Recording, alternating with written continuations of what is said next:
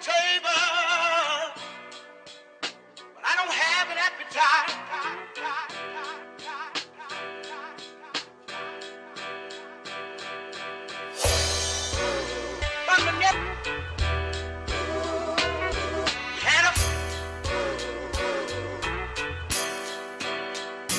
It's because I find all night from the neck.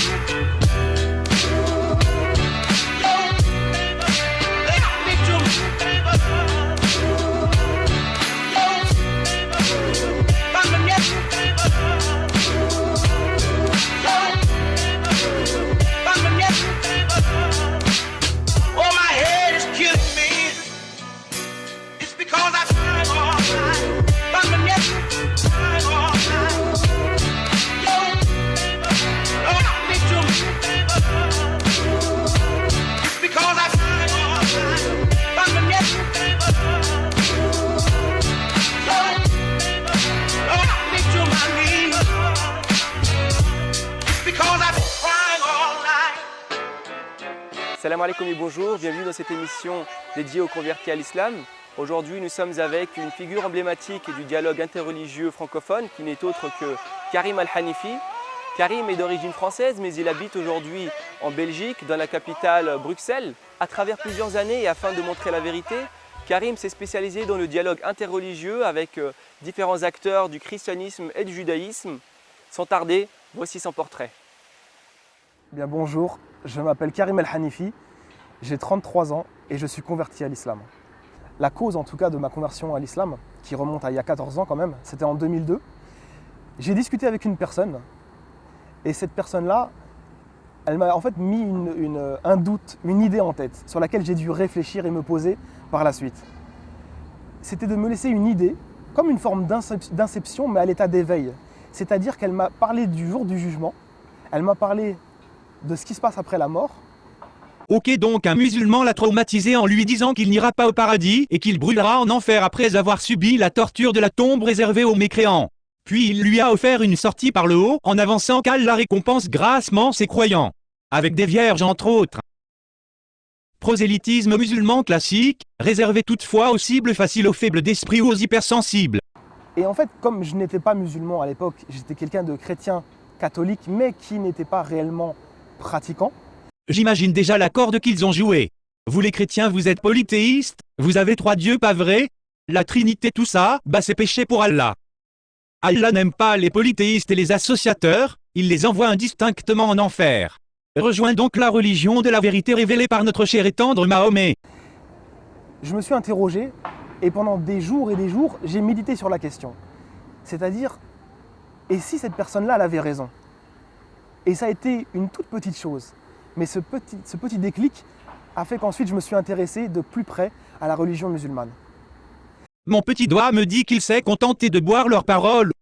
S'il s'était vraiment penché sur les textes, il n'aurait jamais franchi le pas, pas vrai Romain? Demander la mort de celui qui rejette la foi musulmane, par exemple, sur les apostats. Et oui, l'islam est la seule religion à la surface de la terre qui compte te tuer si tu la quittes.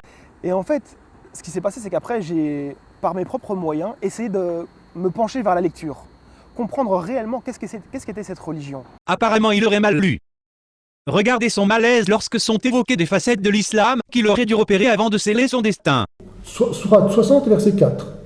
Entre nous et vous, c'est l'inimitié et la haine à jamais, jusqu'à ce que vous croyiez en Allah seul. Et voilà. Donc la haine était enseignée par Mahomet. Pas moi qui le dis. Ok, non mais c'est pas grave. Ah non, apparemment c'est pas grave. Parce que si on regarde bien, le contexte juste après dans lequel je me suis converti, c'était après les attentats du 11 septembre 2001. Et donc voilà, le climat ambiant n'était pas très simple. En effet, tu aurais pu éviter de devenir leur co-religionnaire. Dans ma famille, on ne peut pas dire que c'était des gens qui étaient très proches de l'islam et qui n'avaient qu'une vision médiatique de cette religion. Autrement dit, ils étaient ignorants. Les médias se gardent bien d'entrer sur le terrain de la théologie et laissent entendre que ce culte est tout à fait convenable. Par conséquent, si ce n'est que l'islam légalise la polygamie et voile ses femmes, ils n'en savent pas grand-chose. En même temps, comment le pourraient-ils? Ils étaient probablement de classe moyenne, partaient tôt au travail et rentraient tard le soir. Ils avaient très probablement, comme 95% des gens, des journées suffisamment chargées pour ne pas avoir envie de débattre religion avec leur fils qui leur file entre les doigts à force de traîner avec les musulmans de la cité. En me penchant plus près des textes, ça m'a permis en fait d'enlever le voile médiatique et de m'approcher réellement des textes et de la réelle substance de cette religion. Oui, et donc, c'est quoi le vrai islam, si ce n'est suivre un Dieu hypersensible et une personnalité indigne du qualificatif d'homme? Écoutez, aller assassiner des prisonniers, comme la tribu des Juifs, des Banu Kouraïza, Oui. c'est digne d'un homme, ça? Non, c'est vrai, oui. Bon. D'accord. Voilà Romain, j'aime quand t'es franc. Donc j'ai commencé à étudier un petit peu, tout seul bien évidemment, et ensuite je me suis dit mais pourquoi pas? Et si il y avait réellement la vérité dans cette religion? Et donc je me suis penché avec beaucoup d'efforts et de sincérité à l'époque. Je cherchais vraiment la vérité. Et je me suis dit, eh bien, lance-toi. Donc je vais vous faire part de l'expérience qui m'est arrivée. C'est assez étrange. Certaines personnes pourraient y voir différentes interprétations. Coïncidence. D'autres pourraient y voir un piège du diable. Et d'autres, la guidée de Dieu. Je sens que ça va être comique. À noter, l'islam est le seul monothéisme qui permet la conversion au premier ignorant qui passe. Il n'y a aucune obligation de connaître les fondements du culte avant de se convertir, il suffit de répéter 3 fois la shahada et c'est fait. Voilà comment Romain s'est mis dans la merde jusqu'au cou. Donc ce genre d'expérience, c'est ce qui a été l'élément déclencheur qui a fait que le lendemain, je suis parti me convertir. En fait, je me posais énormément de questions sur l'islam. Je me disais, est-ce que c'est vraiment le chemin à suivre? Mon Dieu, guide-moi. J'étais vraiment sincère dans cette démarche-là à l'époque. Et donc ce qui a été étrange, c'est que donc, je me suis réveillé en pleine nuit, donc ce n'était pas un rêve. Je me suis réveillé en pleine nuit et donc le lampadaire qui éclaire ma chambre, qui était à l'extérieur et qui habituellement éclaire la chambre là où je suis ainsi que l'immeuble dans lequel j'habite, il était éteint. Mais je n'ai pas fait attention parce que j'étais à l'état d'éveil, je suis parti boire un petit peu d'eau et donc en fait, quand je me suis recouché, je me suis dit, il serait peut-être temps que j'aille me convertir à l'islam. Et le lampadaire d'Allah s'alluma. Et je jure devant Dieu qu'au moment où j'ai terminé ma phrase, le lampadaire s'est rallumé. C'est ça qui a fait que le lendemain, je suis parti me convertir. Alléluia. Le lampadaire d'Allah a encore frappé. Non mais sérieusement, une sous-tension du système d'éclairage urbain de son quartier a suffi à le faire basculer dans l'islam. En tout cas, il y a du niveau. Comme je l'ai dit, certains pourraient dire coïncidence. Maintenant, coïncidence lorsque le lampadaire n'est jamais éteint, lorsqu'il marche tout le temps, qu'il s'éteint lorsque tu te réveilles, et qu'ensuite, au moment où tu décides de te convertir, il y a comme, pour ma part, j'ai trouvé un signe de Dieu, et qu'il se rallume. J'ai trouvé ça merveilleux et c'est ce qui a déclenché ma conversion à l'islam le lendemain. Je suis parti à la mosquée. La réaction familiale a été, on va dire, divergente. Ma mère a eu pas mal de mal, mais avec le temps, elle a compris, et surtout elle a vu que ça a fait de moi une meilleure personne dans le comportement. Le reste de ma famille j'ai été étonné en fait. Ils ont été très, très acceptants de la décision. Et pour eux, à partir du moment où je trouvais mon bonheur à l'intérieur, il n'y avait pas de problème par rapport à ça. S'ils ont eu cette réaction tranquille, c'est parce qu'ils ne connaissent que l'islam médiatique comme tu le dis. S'ils savaient à l'avance que t'allais souhaiter leur destruction plusieurs fois par jour dans tes prières, risquer de devoir boire de la pisse de chameau et lécher des ailes de mouche, ils ne t'auraient certainement pas laissé tomber comme ça. Ils devaient très certainement, comme Absol et Marion Desclin, s'imaginer que l'islam est une religion tout à fait convenable. Et il est extrêmement facile de savoir où ils ont chopé cet a priori mensonger. Donc après ma conversion, en fait, donc le lendemain de mon expérience personnelle, ce qui m'a frappé, en fait, c'est la fraternité que j'ai retrouvée, en fait, à la mosquée. C'est-à-dire que j'ai été accueilli par des gens qui ont vraiment tout fait pour m'aider dans mes premiers pas vis-à-vis de la nouvelle religion que je venais d'embrasser.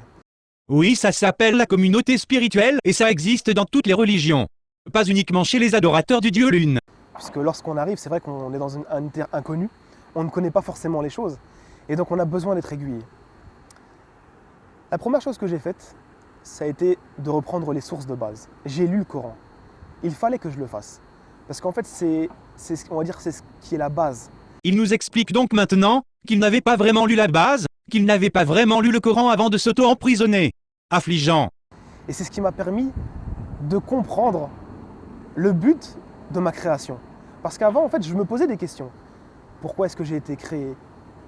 quel est mon but sur la terre et qu'est-ce qui va arriver une fois que je serai mort. Ça aussi, toutes les autres religions entendent y répondre. Mais pourquoi avoir choisi l'islam au milieu de toutes les autres? On se demande bien.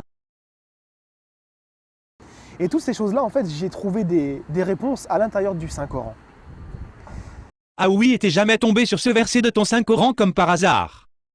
Où Allah te dit que tu n'as aucune raison de te convertir. Mais putain, tu l'as lu ce livre, moi? Donc, j'ai débuté en fait mes premiers pas en achetant beaucoup de livres. N'achetez jamais leurs livres, utilisez plutôt Internet, où tout est disponible gratuitement. Ne financez pas le culte, je vous en prie. Donc en fait, j'ai eu besoin de prendre mon temps pour comprendre réellement ce qu'était que l'islam. C'est vrai que ça doit pas être super facile à intégrer du jour au lendemain, que ceux qui ont subvenu à tes besoins et qui t'ont aimé jusqu'à présent, sont au mieux à soumettre, au pire à détruire.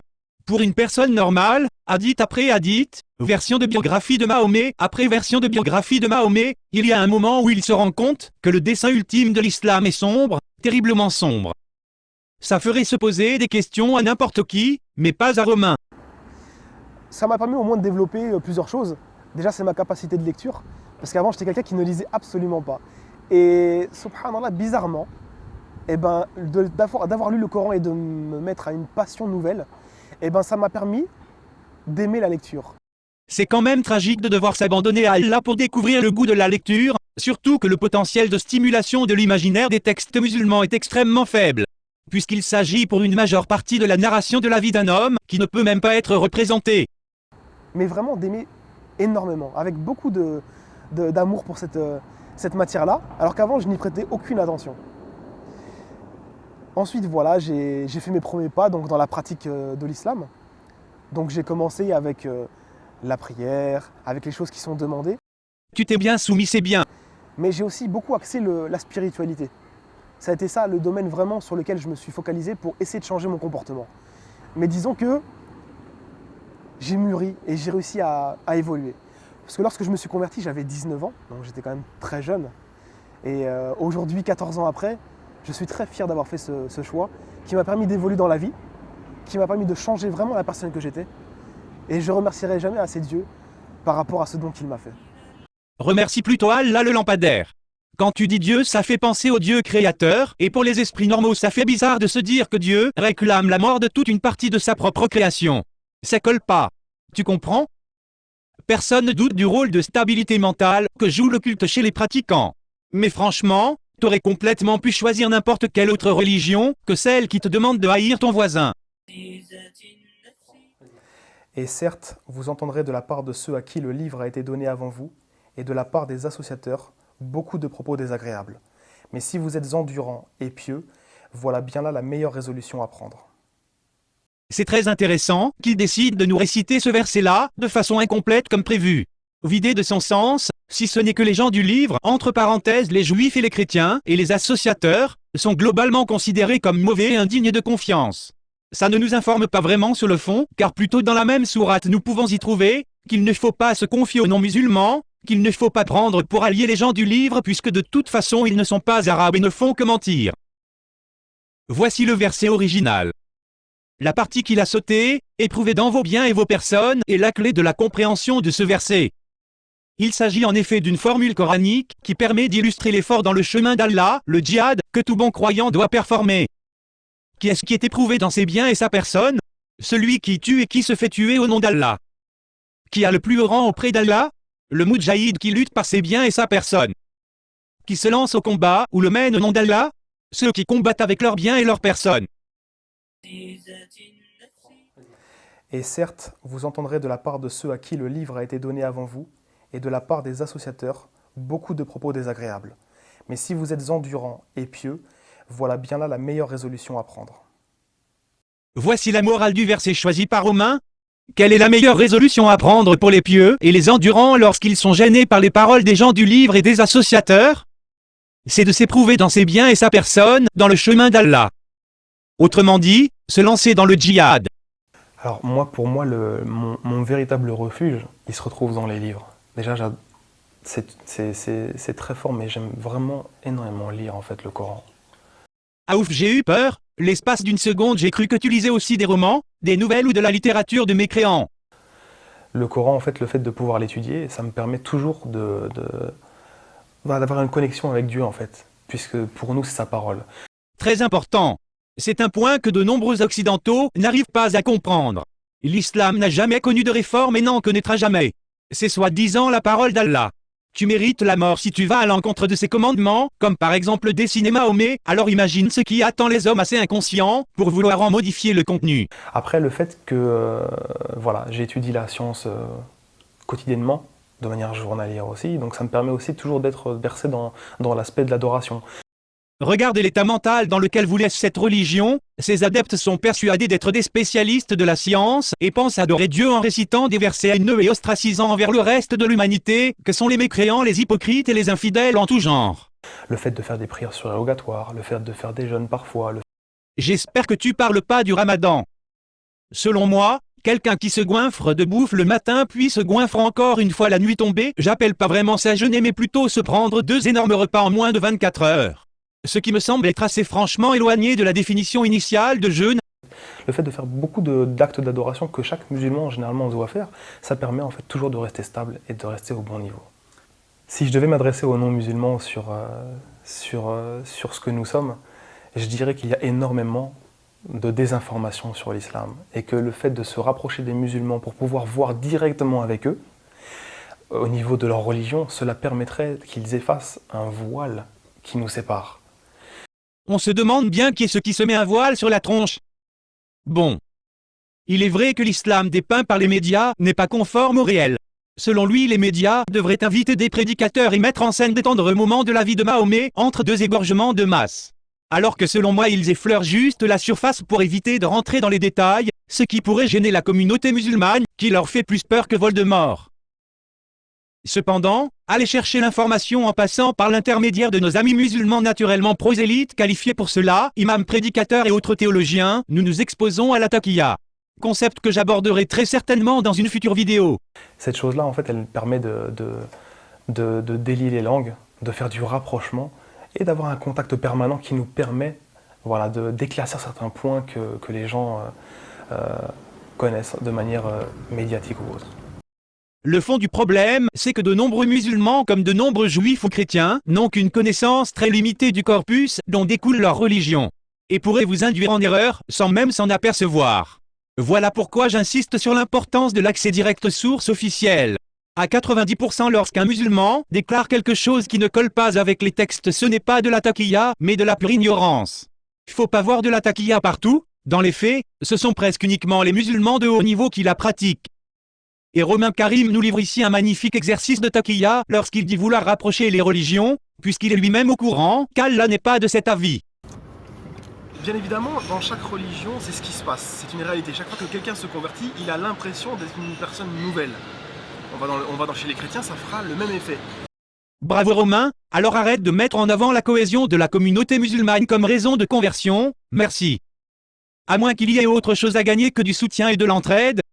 Romain Karim le sait bien, il vit dans un beau quartier, son logement est cosy, il a des fringues, il roule en BM, possède le dernier iPhone à la mode, et quel est son métier déjà? Ah oui, représenter les musulmans et débattre les infidèles, qui ont créé tout ce qu'il utilise. Pardon, j'avais oublié que les élites musulmanes étaient traitées comme des pachas.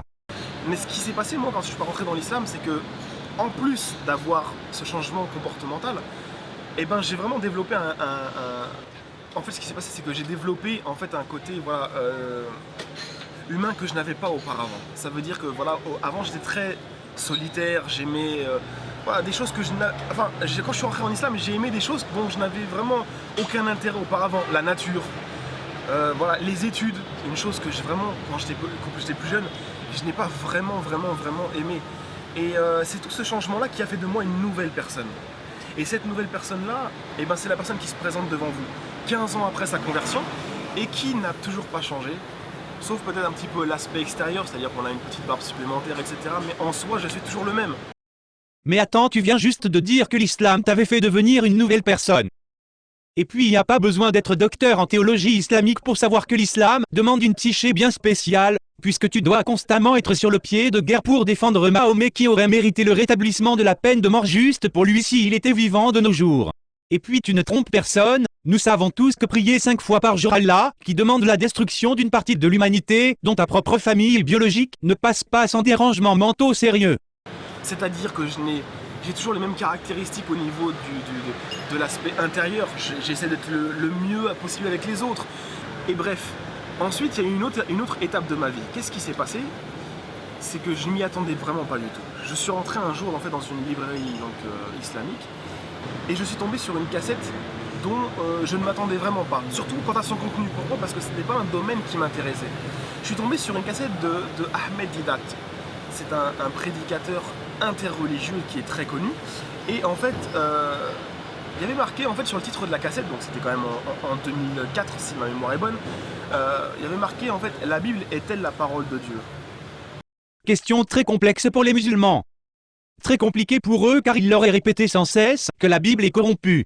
Et croyez-le ou non, bien que la Bible actuelle fût définitivement fixée 3 siècles avant la naissance de l'islam, qu'Allah et Mahomet de son vivant en ont confirmé l'autorité divine, la réponse la plus répandue chez nos amis musulmans est que la Bible serait en fait corrompue jusqu'à la moelle.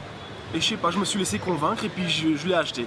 Et quand je suis rentré chez moi, et ben là en fait après ma conversion qui était la première étape, on va dire explosive de ma nouvelle personnalité, et bien ça a été cette étape-là. J'ai mis la cassette et à la fin de cet épisode-là, et ben je me suis dit ça y est, c'est exactement ce que je veux faire.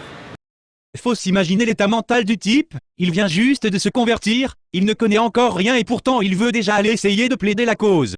Même si ça passe par l'approche la plus obtuse possible. Tu me diras aussi si ses parents l'avaient pas laissé s'enfermer dans sa chambre à regarder des vidéos de barbus, qui lui expliquent que le livre, qui a fondé la civilisation la plus florissante de la planète, est en fait le livre le plus corrompu du monde. Et que le Coran contient la parole d'Allah, de nombreux miracles scientifiques et des prophéties à tire-larigot. Et ben je me suis dit ça y est, c'est exactement ce que je veux faire. J'avais envie d'appeler les autres à l'islam. Le bonheur que j'avais ressenti moi-même, en fait en embrassant l'islam, je voulais absolument le partager avec d'autres personnes. Parce que malgré tout Romain Karim n'est pas un méchant. Lui ce qu'il veut c'est que personne n'aille en enfer. Comme le fou qui a découvert la lune, il veut partager sa découverte avec tout le monde. Et pense sérieusement pouvoir sauver les âmes de ceux qu'il pousse à la conversion. Et ce qui s'est passé, c'est que j'ai commencé justement à apprendre en fait ce qu'on appelle la matière interreligieuse, donc les religions comparées. Et bien voilà, 13 ans après, je suis toujours dedans.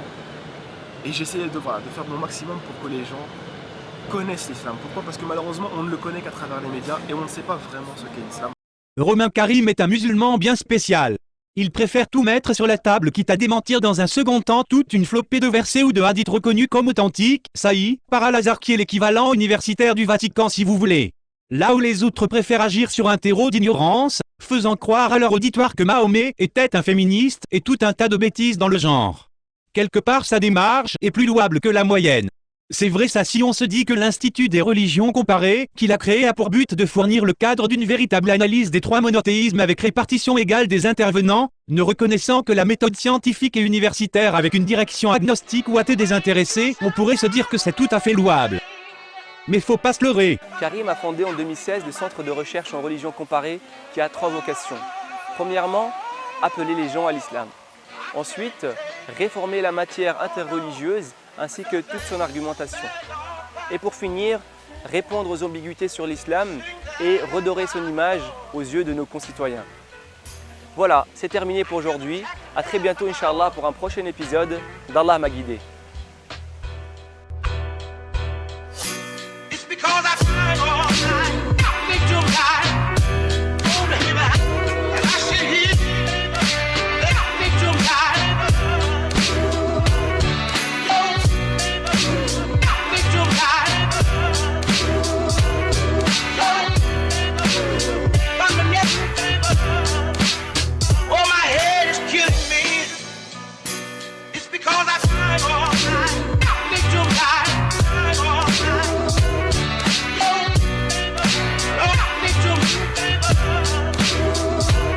Because I find all time, I'm a night. Oh, I think to my knees. It's because I've been crying all night.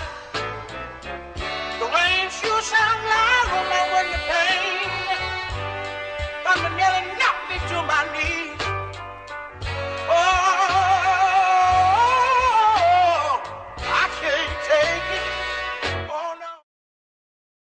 me suis dit, mais pourquoi pas?